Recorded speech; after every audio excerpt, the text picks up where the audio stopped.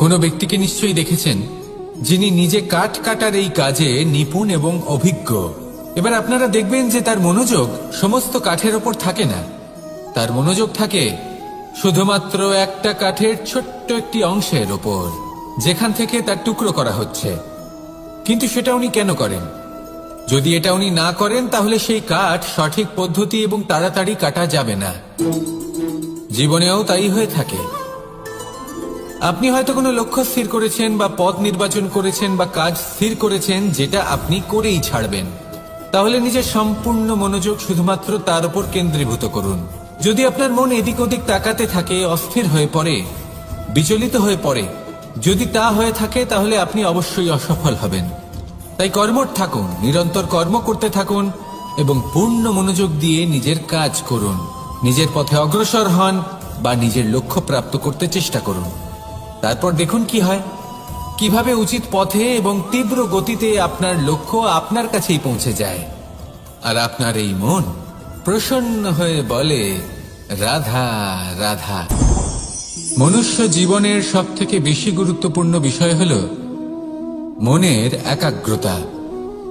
এই সংসারের যে কটি মহান কার্য সম্পাদন হয়েছে তা হল মনের এই একাগ্রতার একমাত্র ফল।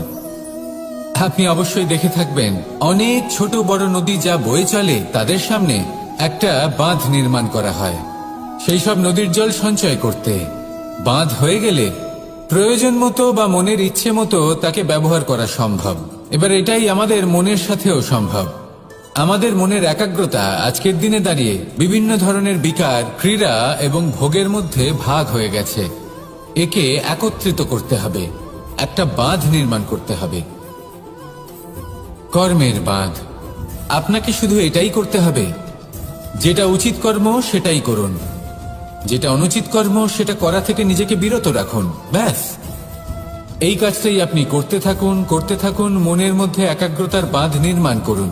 আর একবার যদি তা নির্মাণ হয়ে যায় তাহলে যখন চাইবেন, যেখানে চাইবেন, যতটা চাইবেন একাগ্রতা প্রয়োগ করতে পারবেন। আর একবার যদি আপনি এটা শিখে যান তাহলে এই সংসারকে বদলে ফেলার মতো কাজ আপনি করতে পারবেন, সমাজকে শোধরাবার মতো কাজ করতে পারবেন। তাহলে এই মনকে একাগ্র করুন আর আমার সাথে ভালোবেসে বলুন, রাধা রাধা। আমরা সবাই ফল খাই, কিন্তু আমাদের সেই ফলই প্রিয় হয় যে পরিপক্ক হয়ে ওঠে, যেটা নম্র হয়, আর যে ফল অনেক বেশি মিষ্টি আর সুস্বাদু হয়ে থাকে, যাদের রঙে বাহার দেখা যায়। সেইভাবে জীবনে আমরা নানান মানুষের সাথে পরিচিত হই, কিন্তু সেই মানুষই আমাদের মন ছুঁয়ে যায় যারা বিনম্র স্বভাবের, যাদের বাণী খুব মধুর, যাদের অন্তরে আত্মবিশ্বাসের একটা তেজ, একটা রং দেখা যায়। এবার এমন ব্যক্তি আমরা কি করে হব? ঠিক সেইভাবেই যেমন একটা ফল রোদ, বর্ষা, শীত, বায়ু এই সকল সংকটময় পরিস্থিতির সম্মুখীন হয়ে পরিপক্ক হয়ে ওঠে, সেইভাবেই মানুষ সংকটময় পরিস্থিতির সম্মুখীন হয়ে পরিপক্ক হয়ে ওঠেন। যদি এই সংকটের সম্মুখীন হন তাহলে অভিজ্ঞ হবেন, আর এই অভিজ্ঞতাই শিক্ষা দিয়ে যাবে। এই অভিজ্ঞতা আমাদের শিখিয়ে দেয় যে আমাদের বিনম্র থাকতে হবে। অহংকার করে কোনো লাভ নেই। মধুর বাণীর যে কি মূল্য তা আমরা শিখতে পারি। এই অভিজ্ঞতাই আমাদের বুঝিয়ে দেয় যে উচিত অনুচিত কোনটা, আমাদের দৃষ্টিভঙ্গি তৈরি করে, আর এই দৃষ্টিভঙ্গি দ্বারা আত্মবিশ্বাস জাগ্রত হয়। সেই জন্য জীবনে কখনো বিপদ থেকে দূরে পালাবেন না, সেগুলোর সম্মুখীন হন, অভিজ্ঞতা লাভ করুন, তার থেকে শিক্ষা লাভ করুন, এইভাবেই পরিপক্ক হবেন। আসুন আমার সাথে ভালোবেসে বলুন, রাধা রাধা। আমার কাছে যশোদা মা যেমন, আমার কাছে দেবকী মা যেমন, আমার কাছে ঠিক তেমনই হলেন গোমাতা। এবার ভেবে দেখার বিষয় হলো এটা যে এই সংসারে অসংখ্য প্রাণী আছে, একজন গাইকে একজন মায়ের মর্যাদা কেন দেওয়া হয়? তাহলে এর অনেকগুলো কারণ আছে। এই গাই অর্থাৎ গোমাতা, এনারা হলেন অত্যন্ত শান্ত, শান্তিপ্রিয়, কখনো কারোর কোনো ক্ষতি করতেই পারেন না। গোমাতা যে দুধ নিজের বাছুরকে পান করান সেই দুধই আমাদেরও দেন। সেই দুধ পান করে আমরা শক্তি লাভ করি। এই দুধ থেকে আমরা মাখন, ঘি, পায়েস এইসব সুস্বাদু খাবার লাভ করি। গোমাতার গোবর আমাদের জ্বালানি হিসেবে সাহায্য করে, যার ফলে খুব কম সংখ্যক কাঠ ব্যবহার করা যায় এবং বেশিরভাগ জঙ্গল সুরক্ষিত থাকে। গোমাতার গোমূত্র সেটাও আমাদের কাছে লাভজনক। এর দ্বারা আমরা অনেক রোগ থেকে মুক্তি লাভ করতে পারি। গোমাতা যখন একটি বাছুরকে জন্ম দেন তখন সেই বড় হয়ে আমাদের ক্ষেত কর্ষণ করে। সেই জন্য গাইকেও জীবনে মায়ের মর্যাদা দেবেন। যতটা সম্ভব তাকে সেবা করুন এবং ভালোবেসে তাকে পালন করুন। এই মন নিজে থেকেই প্রসন্ন হয়ে বলবে রাধা রাধা। রাত্রিবেলায় যখন আলোকিত জোনাকিদের দেখেন তখন মন প্রসন্ন হয়ে ওঠে। এদের দেখতে খুবই সুন্দর লাগে। আর এমন ঠিক কেন হয়? প্রথম হলো এটাই যে রাতের বেলায় চতুর্দিক অন্ধকারাচ্ছন্ন থাকে। এমত অবস্থায় যদি আমরা কোথাও একটু প্রকাশ দেখি তাহলে সেটাই আশার কিরণের ন্যায় মনে হয়। সেই প্রকাশই আমাদের মন প্রসন্ন করে তোলে।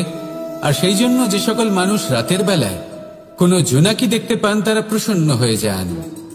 এবার কখনো কখনো জীবনে আমাদের মনে হয় যে চতুর্দিকে শুধুমাত্র অন্ধকারই হয়ে আছে। প্রত্যেকেরই তা কখনো মনে হয়। আর তখনই আমাদের নিরাশ হলে চলবে না, আমাদের দুঃখী হলে চলবে না। সেই সময় আমাদের খুঁজতে হবে নিজেদের আশেপাশে চতুর্দিকে আর কোথাও না কোথাও আমরা প্রকাশ অবশ্যই দেখতে পাবো, আশার একটা কিরণ অবশ্যই দেখতে পাবো। কেউ এমন একটা কর্ম করেন যেটা দেখে আমরা প্রেরিত হয়ে যাই। আর এমন কোনো কর্ম যদি আপনারা করেন তাহলে সেই কর্ম আপনার মনকে প্রসন্ন ভাব, আনন্দ এবং ভালোবাসা দ্বারা ভরিয়ে তুলবে। আপনার অন্তরে সেই অন্ধকারের অন্ত করবে, দুঃখেরও অন্ত করবে। আর এই মন প্রসন্ন ভাব নিয়ে বলবে রাধা রাধা। অন্ধকারাচ্ছন্ন রাত্রি যদি এসে থাকে তাহলে আলোকিত প্রকাশ নিয়ে সূর্যও অবশ্যই আসে। রোগ যদি এসে থাকে তাহলে তার ওষুধও অবশ্যই আসে। সমস্যা যদি আসে তাহলে সেই সমস্যার সমাধানও নিজে থেকেই আমাদের কাছে চলেই আসে। এই সংসার, এই জীবনের শুধুমাত্র একটাই নিয়ম আছে, আর তা হলো এটাই, এই সংসার হলো একটা চক্রের মতো। এতে শাশ্বত বলে কিছু নেই, নিত্য বলে কিছু নেই। আর যা কিছুই রয়েছে সব বদলাতে চলেছে। যদি আপনার জীবনে দুঃখ থাকে, সমস্যা থাকে, যদি আপনি বিপদ দ্বারা আচ্ছন্ন, তাহলে মনে রাখবেন সবকিছু বদলে যেতে চলেছে। দুঃখের সময় কাঁদবেন না, মনকে আরো দুঃখী করে তুলবেন না, কারণ এখানে যা কিছুই এসেছে তা যাওয়ার জন্যই এসেছে। তাহলে এত চিন্তা কিসের? আনন্দ সহকারে জীবন যাপন করুন আর আমার সাথে ভালোবেসে বলুন রাধা রাধা। কনক, কি সুন্দর একটা শব্দ। এর অনেকগুলো রূপ রয়েছে, অনেকগুলো অর্থও রয়েছে। প্রথম অর্থ হলো স্বর্ণ, অর্থাৎ সম্পত্তি। দ্বিতীয় অর্থ ধুতুরা, অর্থাৎ গাছের ছোট একটা বীজ যা কিনা অত্যন্ত শক্তিশালী হয়। যদি বেশি মাত্রায় এর প্রয়োগ করা হয় তাহলে এটা বিষময় হয়ে উঠতে পারে। এই হলো সেই ধুতুরা যার প্রয়োগ মহাদেবের পুজোতে করা হয়। এবার প্রশ্ন হলো এটাই যে এই স্বর্ণ এবং এই ধুতুরার মধ্যে মিল কি রয়েছে? মিল হলো এটাই যে এই দুটোই মানুষকে মত্ত করে তোলে। ধুতুরা মানুষকে তখন মত্ত করে যখন তাকে সেবন করা হয়, কিন্তু স্বর্ণ, ধন, সম্পত্তি, মানুষ এটা যতটাই অর্জন করে নেয় সেটাই যথেষ্ট। এই স্বর্ণ মানুষের ভাবনা চিন্তা করার ক্ষমতাকে বশ করে ফেলে। মানুষ সম্পত্তির লোভে মত্ত হয়ে ওঠে, কারণ যে যত চমৎকারী, যতটা অমূল্য হয় তাকে সামলানো কিন্তু ততটাই কঠিন, তাই না? তাই মনে রাখবেন, ধন, স্বর্ণ, সম্পত্তি এগুলো ধুতুরার থেকেও অনেক বেশি বিষাক্ত হতে পারে। তাই এর ওপর আত্মসংযমের একটা কবচ পরিয়ে রাখবেন এবং বিবেকের শক্তির সাথে এগুলো প্রয়োগ করুন, তবেই কল্যাণ হবে। আসুন আমার সাথে ভালোবেসে বলুন রাধা রাধা। এই সংসারে সাফল্য লাভ করার জন্য জ্ঞানের প্রয়োজন হয়, পরিশ্রমের প্রয়োজন হয়, দৃঢ় নিষ্ঠার প্রয়োজন হয়, নিরন্তর চেষ্টা করা প্রয়োজনীয়। কিন্তু আরো কিছু আছে যা অত্যন্ত প্রয়োজনীয় এবং গুরুত্বপূর্ণ। তা হলো ভালো বন্ধু। তাদের থাকা অত্যন্ত প্রয়োজনীয়। যদি ভালো বন্ধু থাকে তাহলে সময় এলে তারা ঢাল হয়ে আপনাকে সুরক্ষা করবেন। সময় এলে অস্ত্রের মতো শত্রুকে সংহারও করবেন। যদি তিনি জ্ঞানী হন, তাদের মধ্যে সদ্গুণ থাকে, তাহলে এই সব গুণ আপনার মধ্যেও প্রবেশ করবে।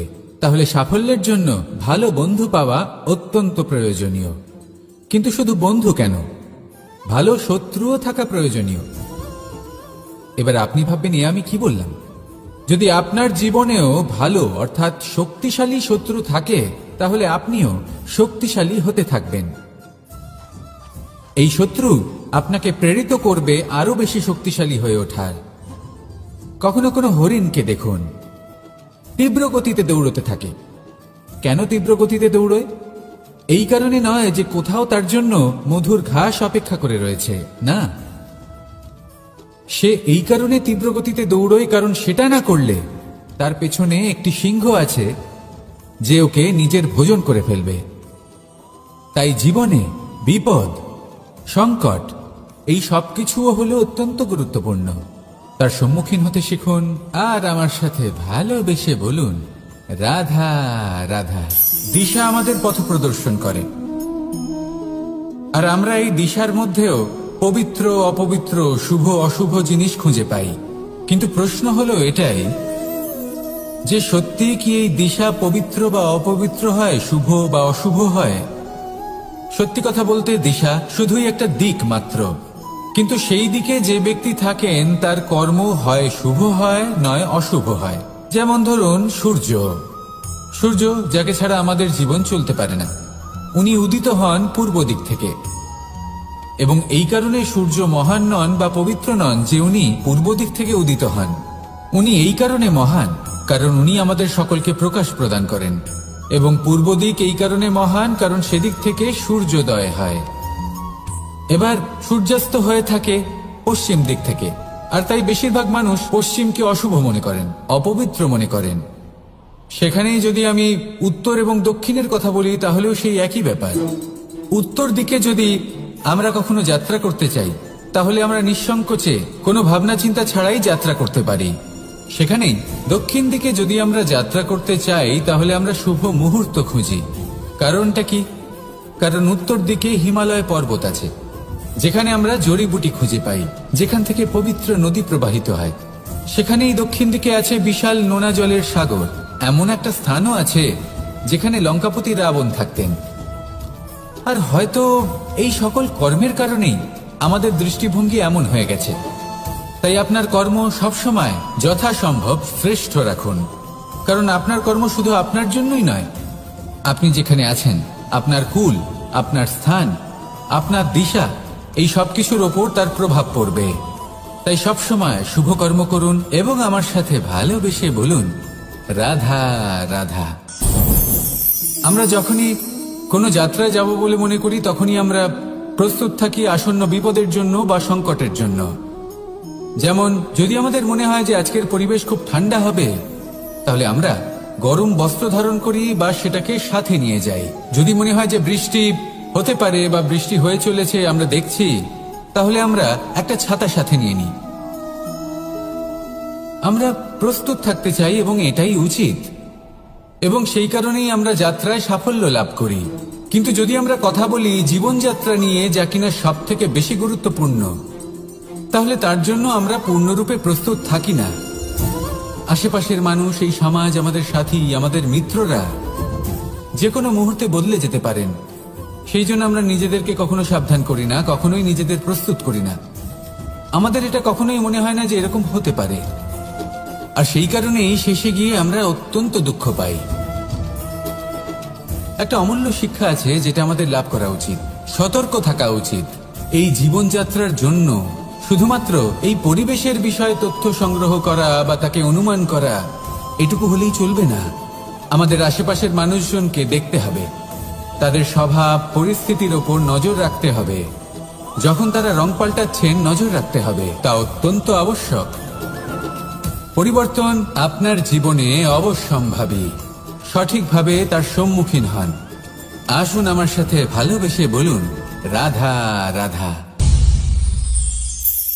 জীবনে গতি অত্যন্ত গুরুত্বপূর্ণ, মতিও হলো গুরুত্বপূর্ণ, এবং তার থেকেও বেশি গুরুত্বপূর্ণ হলো সঙ্গতি। একটা জলের ফোঁটা, তার মধ্যে গতি থাকে। প্রকৃতির মধ্যে তা লাভ করার ইচ্ছে নিহিত থাকে, কিন্তু এই যে সঙ্গতি, তা নির্ধারিত করে যে এই জলের ফোঁটা ঝিনুকের মুখে পড়ে মুক্ততে পরিণত হবে, নাকি বিষাক্ত সাপের মুখে পড়ে বিষে পরিণত হবে। এবার দেখুন, এই জঞ্জাল স্বর্ণকারের দোকানের সামনেও থাকে, এবং জঞ্জাল একজন ব্যবসাদারের দোকানেও থাকে।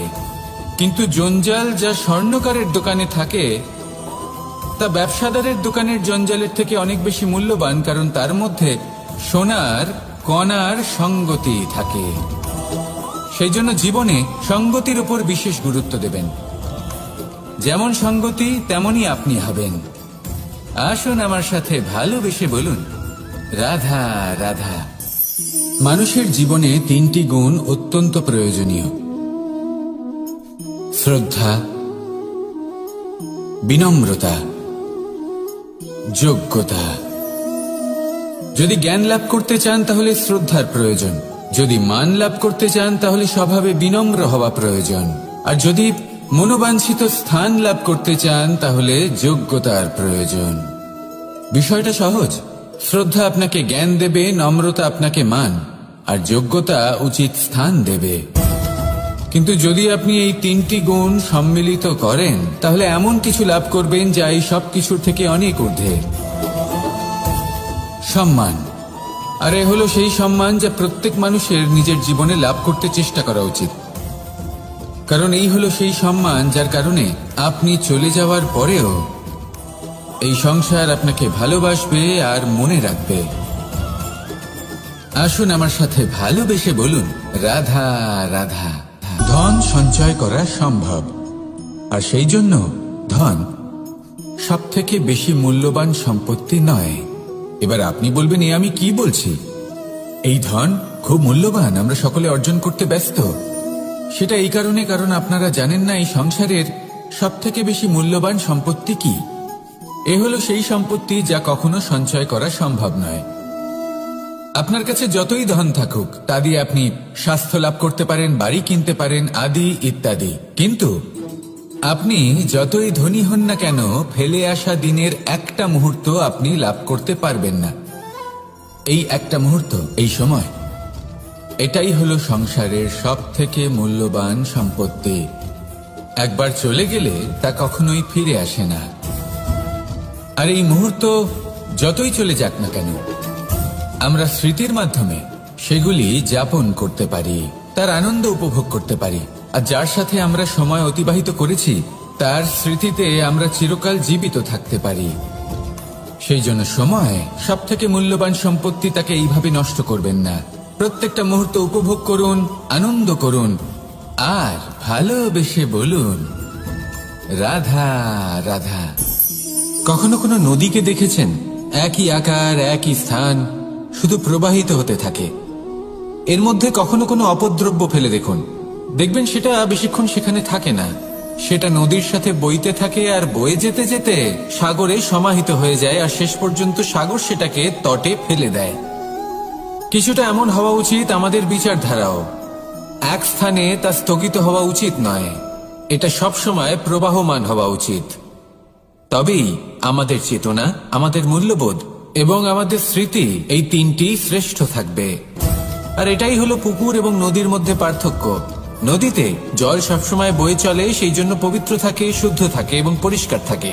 আর সেখানে এই পুকুরের তলদেশে সব জমা হতে থাকে, আর সেই জন্য তা অপবিত্র হয়ে যায়। তাই সবসময় এই বিচারধারা প্রবাহমান রাখুন। যদি মনে কোনো ভাবনা চলে আসে, সেখানেই থেকে যায় এবং বিগতে থাকে, তাহলে তা বের করে দিন, তাকেও বয়ে যেতে দিন, এবং তার যা উত্তর হবে তা সময়ের সাথে আপনার সামনেই চলে আসবে।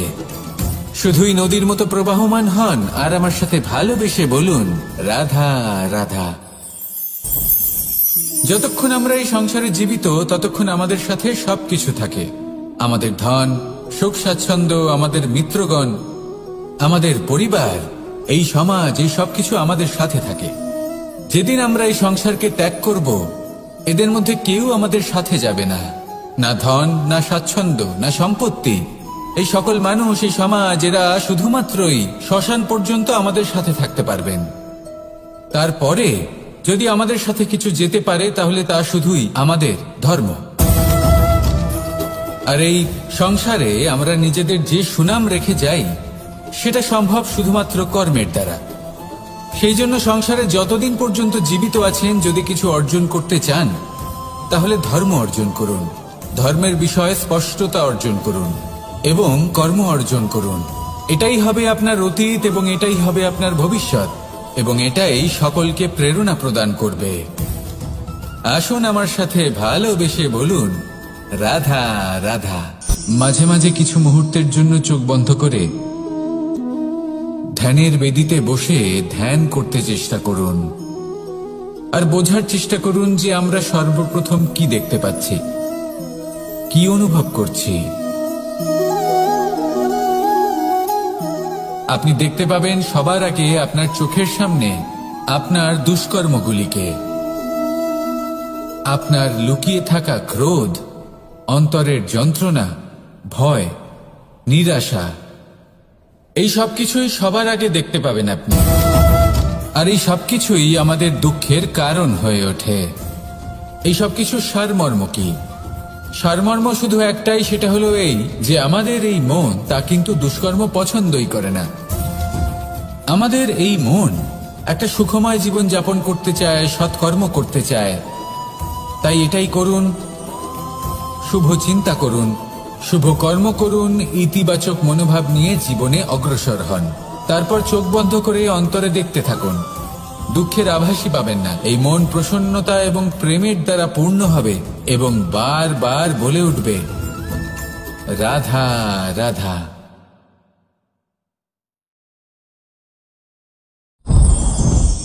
লোভ আপনার অন্তরের আরো একটা শত্রু। দেখতে গেলে এটা একটা শব্দ, একটা সংস্কৃত শব্দ। লব ধাতু থেকে উৎপন্ন হয়েছে। এর অর্থ কিছু লাভ করা।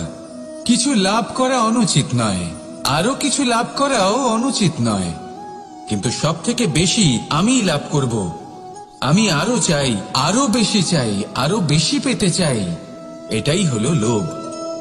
আর এই লোভ যখন গ্রাস করে, তখন আপনি যা পেতে চান, সে ধনই হোক বা মানই হোক, তা অর্জন করার জন্য মানুষ যে কোনো স্তরে পৌঁছে যেতে পারে। যদি মানুষ ধন অর্জন করতে চান, তাহলে তার জন্য তারা অধর্মের পথেও চলতে পারেন। যদি সম্মান অর্জন করতে চান, তাহলে অন্য মানুষকে ছোটও করতে পারেন। শেষ পর্যন্ত আপনার এটা মনে হতে পারে যে যদি একটু অল্পই প্রাপ্ত করতাম, কিন্তু ভালোবেসে প্রাপ্ত করতাম, এই জীবন আরো অনেক বেশি সুখী হতো। লোভ আপনার জীবনে, আপনার মনে কখন যে প্রবেশ করবে সেটা আপনি জানতেও পারবেন না।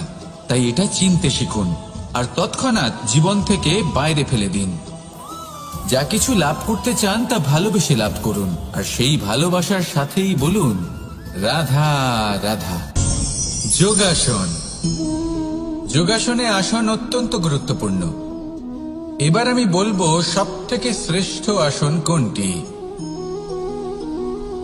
আশ্বাস। নিজেকে আশ্বস্ত করতে থাকুন যে আমি আছি, সব ঠিক হবে, যা হচ্ছে ভালোর জন্য হচ্ছে। এই আশ্বাস আপনাকে জীবনে এমন ধনাত্মক বিশ্বাস দেবে যে আপনি বড় বড় সমস্যার সমাধান করতে পারবেন। এবার যদি কথা বলি সবথেকে কঠিন সময়ের, তাহলে সেটা হলো বিচ্ছেদের। যা মা সীতাকে সহ্য করতে হয়েছে শ্রীরামের জন্য, রাধা কৃষ্ণকেও সহ্য করতে হয়েছে। যে ব্যক্তি বিচ্ছেদের সময় সঠিক পথে চলে এসেছে, সে জীবনে অনেক শ্রেষ্ঠ স্থানে অবশ্যই পৌঁছতে পারবে। এবার যদি কথা বলি সবথেকে জরুরি এবং গুরুত্বপূর্ণ সময়ের, তাহলে সেটা হলো সংযোগ। সকলকে সাহায্য করতে থাকুন।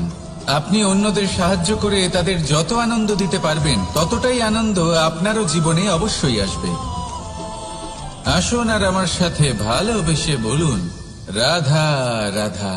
কাম তৃতীয় পুরুষার্থ।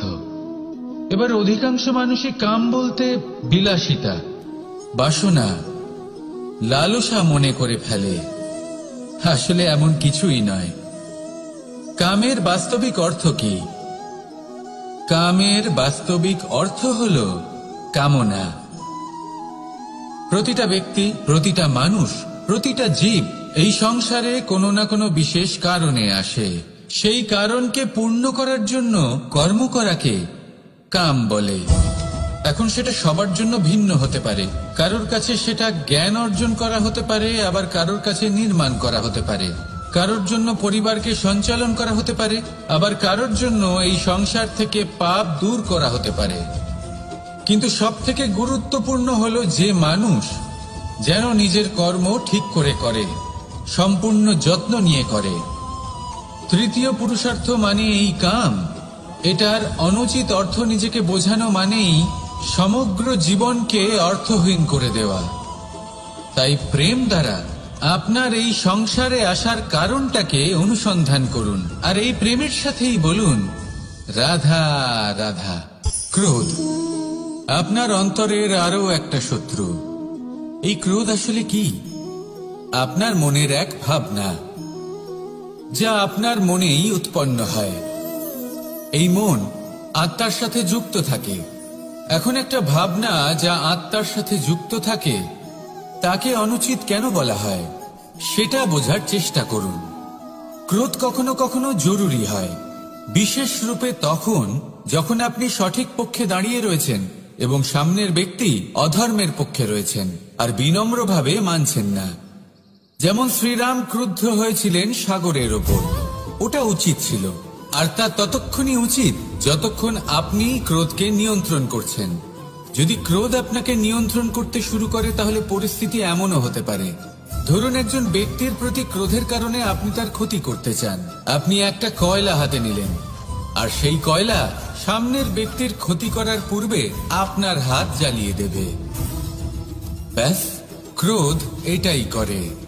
সর্বপ্রথম আপনার ক্ষতি করে, আপনার বিবেক হরণ করে নেয়। আপনি আপনার নিয়ন্ত্রণ হারিয়ে ফেলেন আর সবকিছু নষ্ট হয়ে যায়। বেশিরভাগ মানুষ ক্রোধে এমন সিদ্ধান্ত নেন যে সেটা তাদেরই বিনাশের কারণ হয়ে দাঁড়ায়। আর কিছু মানুষ বলেন যে আমাদের জীবনে এত যন্ত্রণা আছে, এত সংকট আছে যে ক্রোধ উৎপন্ন হবেই। আর এরকম সময় এটাই উচিত হবে যে আপনি নিজেকে ক্রোধের থেকে দূরে রাখুন আর তারপর সমস্যার নিবারণ করুন। আর এই নিবারণই আপনার জীবনকে একটা শ্রেষ্ঠ স্তরে পৌঁছে দেবে। তাহলে ক্রোধ থেকে দূরে থাকুন, সুপ্রসন্ন থাকুন, আর আমার সাথে ভালোবেসে বলুন রাধা রাধা। জীবনে যখন কোনো ব্যক্তি নিজের লক্ষ্য প্রাপ্তির জন্য নিরন্তর পরিশ্রম করতে থাকেন, চেষ্টা করতে থাকেন, তখন তিনি কষ্ট অনুভব করেন। কখনো শারীরিক কষ্ট, কখনো মানসিক কষ্ট। এবার উনি এটা ভাবতে থাকেন যে আমি কি উচিত করছি নাকি অনুচিত করছি। কারণ অন্যদিকে এমন একজন ব্যক্তিও আছেন যিনি একদমই পরিশ্রম চেষ্টা করছেন না। তিনি মদিরা পান করেন, বিলাসিতায় জীবন কাটান, অলস প্রকৃতির হয়ে ওঠেন, নিদ্রাতে বিলীন হয়ে থাকেন আর ভাবেন যে তিনি সুখ লাভ করছেন। কিন্তু এরকম কেন হয়? কারণ যখন আমরা সৎ পথে থাকি, উচিত পথে চলি, লক্ষ্য প্রাপ্ত করার জন্য চেষ্টা করতে থাকি, তখন আমাদের ভেতরে থাকা নেতিবাচক শক্তি এবং পাপ এই দেহকে ত্যাগ করে দেয়। আর এই অনুভূতিটাই আমাদের দুঃখের অনুভূতি দেয়, কষ্ট দেয়। এবার সেখানে যদি আমরা কুপথে চলি, অনুচিত পথে চলতে থাকি, তাহলে আমাদের ভেতরে থাকা পুণ্য এবং ধনাত্মক শক্তি আমাদের দেহ ত্যাগ করে দেয়। আর এই অনুভূতির কারণেই আমরা সুখ অনুভব করি। কিন্তু কখনো ভাববেন যে এই সুখ বেশি সময় পর্যন্ত থাকে না। সেই জন্য সবসময় মনে রাখবেন, যদি আপনি জানেন যে এটাই আপনার লক্ষ্য, এটাই উচিত পথ, শুভ পথ, তাতে নিরন্তরভাবে এগিয়ে যেতে চেষ্টা করতে থাকুন। এই কষ্ট আপনাকে সুখের পরাকাষ্ঠায় কখন পৌঁছে দেবে তা আপনি জানতেই পারবেন না। আসুন আমার সাথে ভালোবেসে বলুন রাধা রাধা। ঈর্ষা আমাদেরই মনে বসবাস করা আরো একটা শত্রু। তবে এই শত্রু কখনো কখনো আমাদের জন্য লাভদায়কও হতে পারে, কিন্তু যদি আমরা সতর্ক না থাকি তাহলে সেটা ততটাই ঘাতক হয়ে উঠতে পারে। যদি আপনার কোনো প্রতিদ্বন্দ্বী থেকে থাকে যে এগিয়ে চলেছে, তাকে দেখে আপনার মনে ঈর্ষা উৎপন্ন হয়, আর ঈর্ষাবশত আপনি নিরন্তর চেষ্টা করতে থাকেন, পরিশ্রম করতে থাকেন সামনে এগোনোর জন্য, তাহলে তার দ্বারা আপনার বিকাশই হবে। কিন্তু যদি আপনি নিজের বিরোধীকে শেষ করতে দেওয়ার জন্য অগ্রসর হন, তাকে বিনাশ করার জন্য অগ্রসর হন, তাহলে এই ঈর্ষা প্রথমে আপনার বিনাশ অবশ্যই করবে। একটা কথা আছে, এটা পশু প্রবৃত্তি, আপনি শুধুই নিজের বিকাশের কথা ভাববেন। তিনিই হলেন প্রকৃত মানুষ, যিনি অন্য মানুষের জন্য প্রাণও দিতে পারেন। এই ঈর্ষা যদি আপনাকে বিকাশের পথে নিয়ে যেতে পারে তাহলে খুবই ভালো। যদি আপনাকে অন্য কাউকে বিনাশ করে দেওয়ার পথে অগ্রসর করে, তাহলে তার থেকে দূরে থাকাই ভালো। যেমন ধরুন, আপনার কাছে একটা সূচ আছে, যার দ্বারা আপনি ছেঁড়া কাপড়ও সেলাই করতে পারবেন বা অন্য কারোর পাত্রে ছিদ্রও করে দিতে পারবেন। আপনি কি চাইবেন, নিজের বিকাশ নাকি অন্য কারোর বিনাশ? সিদ্ধান্ত আপনারই। আসুন আর আমার সাথে ভালোবেসে বলুন, রাধা রাধা। পঞ্চম তত্ত্ব, আকাশ, নব, ব্যোম। আসলে কোনো ভ্রম নাকি সত্য? ভ্রম তো হতে পারে না, কারণ ভ্রমের মধ্যে কেউ বাঁচতেই পারে না। আর যদি সত্য হয় তাহলে এতটাই বিশাল যে আমাদের চোখের থেকে, আমাদের ইন্দ্রিয়ের থেকে, আমাদের মস্তিষ্কের থেকে, আমাদের চিন্তা ভাবনার থেকেও অনেক ঊর্ধ্বে, যাকে আমরা বুঝতেই পারি না। এটা যতটাই বিশাল আকার, ঠিক ততটাই সরল। এই আকাশ যতই অন্ধকারাচ্ছন্ন, ততটাই আলোর প্রকাশ প্রদান করে থাকে। দেখতে গেলে এ হলো জীবনের সঞ্চালক, কিন্তু যদি ক্রুদ্ধ হয়ে যায় তাহলে প্রাণ কেড়ে নিতেও দ্বিধাবোধ করে না।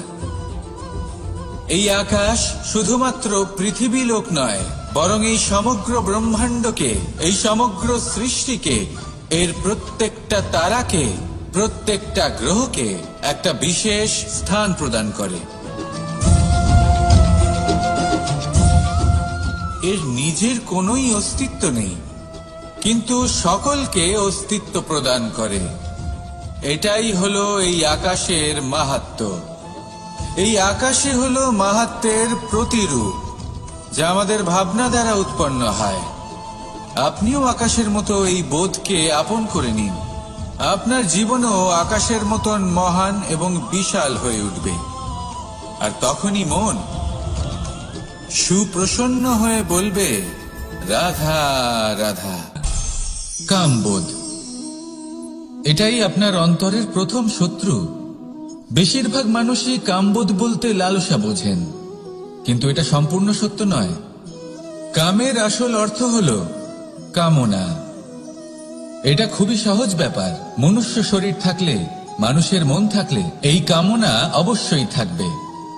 এবার এটাই দেখতে হবে যে এই কামনা নেতিবাচক কামনা নাকি ইতিবাচক কামনা। অন্য কারোর জিনিসে নজর দেওয়া, অন্য কোনো মানুষের উপর নজর দেওয়া, কোনো অনুচিত বস্তুর দিকে নজর দেওয়া, এই নেতিবাচক কামনা। আর এই দুষ্কামনা মানুষকে দিয়ে অপকর্ম করাবেই করাবে। তাই মনে রাখবেন, যে ব্যক্তি নিজের কামনাকে নিয়ন্ত্রণে রাখতে পারেন, তিনি সঠিক পথেও থাকেন, সঠিক লক্ষ্যে পৌঁছতেও পারেন। যিনি কামনা নিয়ন্ত্রণে রাখতে পারেন না, তিনি তার পথও হারিয়ে ফেলেন এবং লক্ষ্যচ্যুতও হন।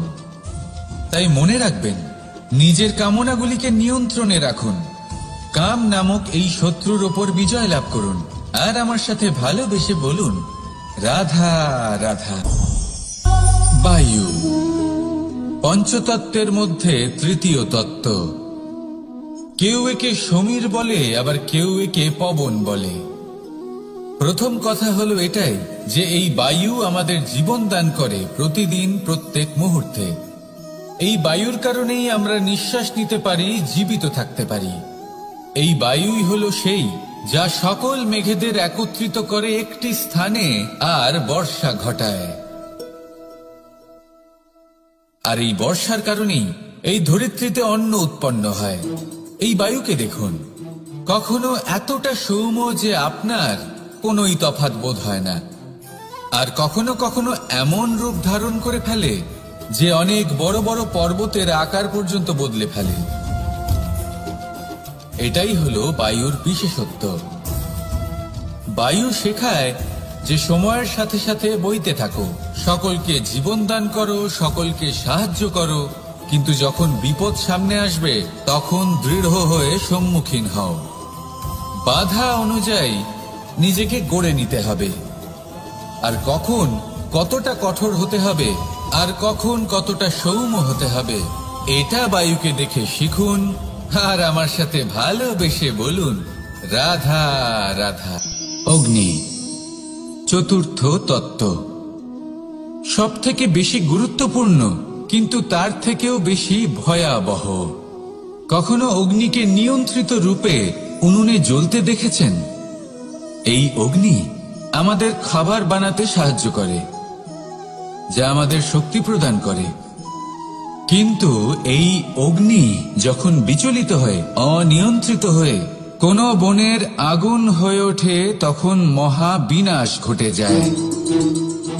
আপনারই অন্তরের ঊর্জা হলো এই অগ্নি। এটা আপনার শক্তিও, আপনার ক্রোধ। একে ব্যবহার কিভাবে করবেন তা আপনারই হাতে। যদি কোনো ব্যক্তি নিজের অন্তরের এই ঊর্জাকে ব্যবহার করেন শক্তির রূপে, তাহলে সে বিকাশ ঘটাতে পারে, নির্মাণ ঘটাতে পারে। কিন্তু যদি কোনো ব্যক্তি তার অন্তরের ঊর্জাকে বিধ্বংসী অস্ত্র বানিয়ে ফেলেন, তাহলে নিশ্চিত রূপে মহা বিনাশ ঘটতে পারে, যাতে বিনাশ তারও অবশ্যই হবে।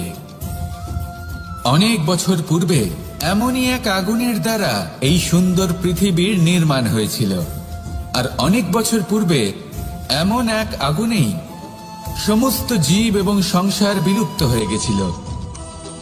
এবার আপনি আপনার অন্তরের ঊর্জা দ্বারা বিনাশ ঘটাতে চান নাকি নির্মাণ ঘটাতে চান, সেই সিদ্ধান্ত আপনারই।